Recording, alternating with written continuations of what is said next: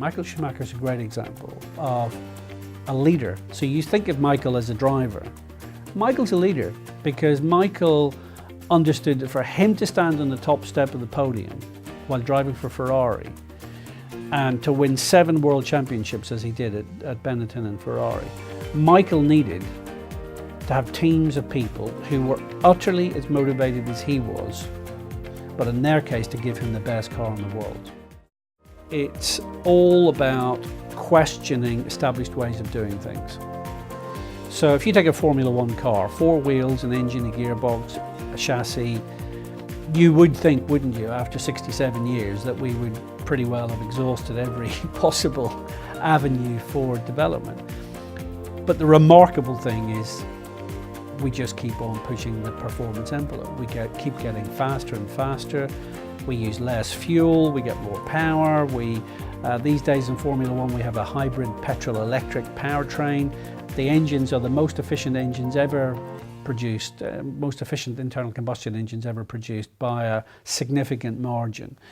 And this is coming from a Formula One way of thinking. So we need to cultivate, from a leadership point of view, an environment where everyone is compliant within the rules and regulations, but also testing where they can go with their creativity, with their thinking, and not being afraid of bringing ideas to the table. And then for the leadership to really look at those ideas and be prepared to experiment and take risks.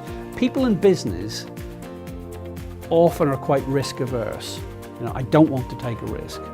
Our experience is you're not going to innovate unless you do take some risks. And you've just got to weigh up. You're not going to take an existential risk that's going to destroy the whole business.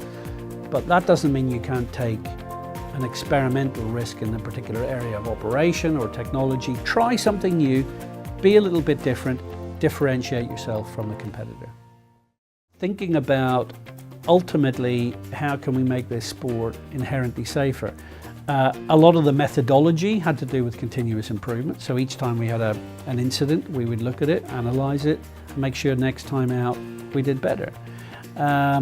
And also marginal gains across. Marginal gains is a big subject in Formula One for performance, but you can equally apply marginal gains in relation to improving something like safety, because all the little bits add up into creating a safer environment. When people ask me to talk about change and transformation, I can't think of a bigger change or transformation than going from being a sport which accepted a high degree of risk and indeed fatalities and injuries on a frequent basis, to being a sport that set out to eradicate that. Because essentially, as the UK's car and aerospace industries declined in the 70s, 80s and 90s, people in those industries, or people with those skills, were setting up small, bespoke, high-end quality engineering businesses. It's estimated in the Midlands alone there are around 200 engineering companies who can produce small volume to aerospace standards.